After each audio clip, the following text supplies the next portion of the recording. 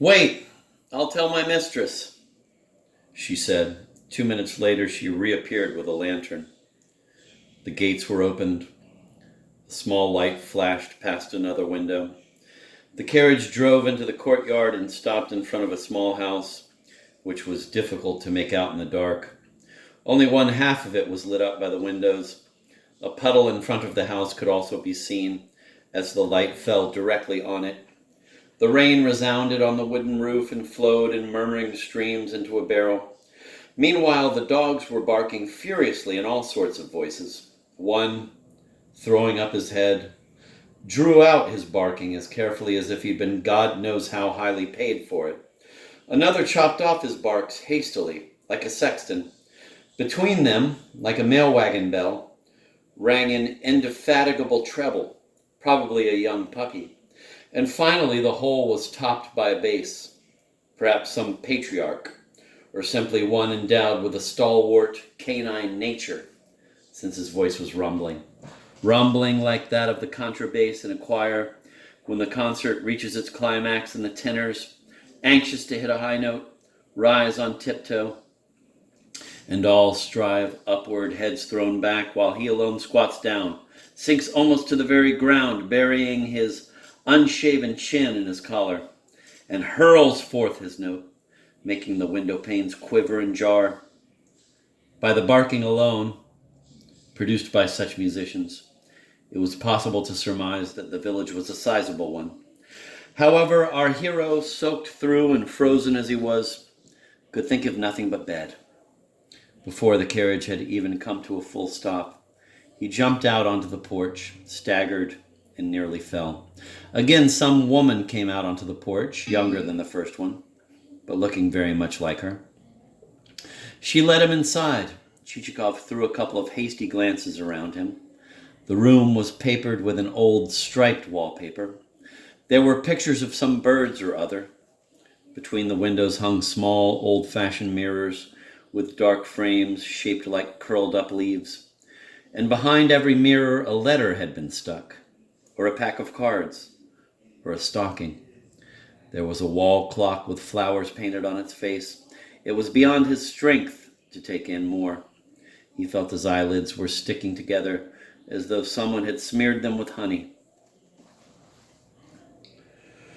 After a minute's wait, the mistress of the house appeared. She was a middle-aged woman who was wearing a sort of nightcap which she had hurriedly stuck on her head, and a strip of flannel around her neck. She seemed to be of that species of small lady landowner that keep complaining about poor crops and losing money, and that hold their heads slightly to one side, while on the sly they are accumulating cash kept in little patchwork bags, cached away in various drawers.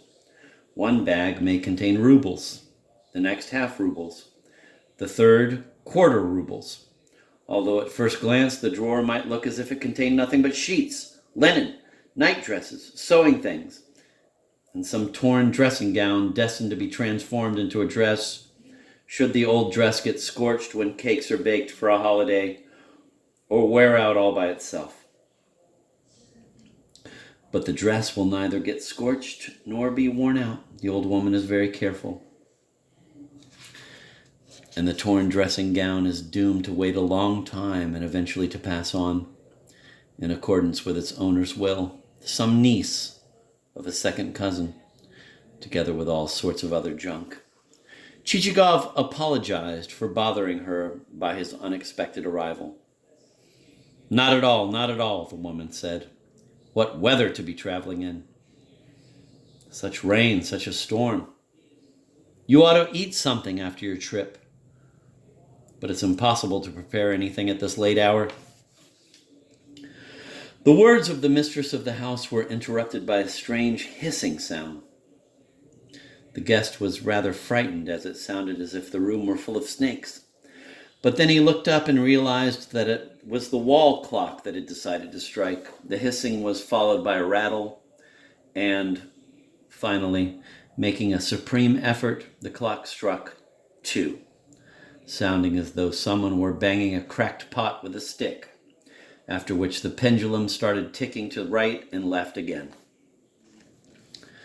Chichikov thanked the lady, declaring that he asked nothing and was only curious to know where he had strayed and whether he was far from the estate of Sobakevich, a landowner. To this the old woman replied that she had never heard the name and that there was no such landowner. "At least you must know Manilov," Chichikov said. "And who is Manilov?" "A landowner, ma'am." "Never heard of him. There's no landowner of that name." "What landowners are there?" "Beverov, Pigov, Konpatiev, Arpakin, Trepakin, Baldov. Rich, are they?" "No, my good man, there are no really rich people around here. Some may have 20 souls, others 30 perhaps. But there's none that have 100 souls or so. No, sir." Chichikov realized that he had strayed into the backwoods. "Well then, could you tell me how far it is to the next town?" "I'd say 40 miles. I'm so sorry there isn't anything I can give you to eat, but if you like, you could have some tea." "Thank you, ma'am. I need nothing except a bed." "That's right. One should rest after such a journey. You should install yourself on this sofa right away. Fetinia! Bring a feather bed, pillows, and a sheet." "What weather God has sent us. What a thunderstorm." "I've had a candle burning before the icon all night." "Oh, look at that, my good man. Your back and side are as muddy as if you were a boar. Where did you manage to get so dirty?" "Thank God it was just a question of getting dirty and not of breaking my side altogether." "Holy saints, you must have gone through so much. Wouldn't you like to have your back rubbed with something?" Thank you. Please don't bother. Only tell the girl to brush my clothes." "Do you hear, Fetinia?" the mistress said to the woman who, candle in hand, had first answered the travelers. She had already brought the feather bed, and plumping it up, had managed to fill the room with a stream of feathers. "Take this gentleman's coat and the garments he is wearing under it. Dry them by the fire first, just as you used to do for the late master, and then brush them and beat them well." "Yes, ma'am," Fetinia said, spreading the sheet on top of the feather bed and putting the pillows in place. "So here's your bed ready," the mistress of the house said. "Good night, my good sir. Sleep well. Would you like anything else? Perhaps you're accustomed to having someone scratch the soles of your feet for you? My late husband could never go to sleep without it." But the guest declined even to have the soles of his feet scratched. His hostess left, and he immediately undressed and handed all his clothes over to Fetinia, outer and under alike, and Fetinia, after wishing him good night on her own behalf, carried off the whole soaking bundle. Left to himself, he looked with a certain pleasure at his bed, which was almost ceiling high. It turned out that Fetinia was an expert at fluffing up feather beds. When, using a chair, he climbed on top of it, it sank almost to the floor under him, and feathers displaced from its edges flew toward every corner of the room. He blew out the candle, pulled a cotton blanket over him,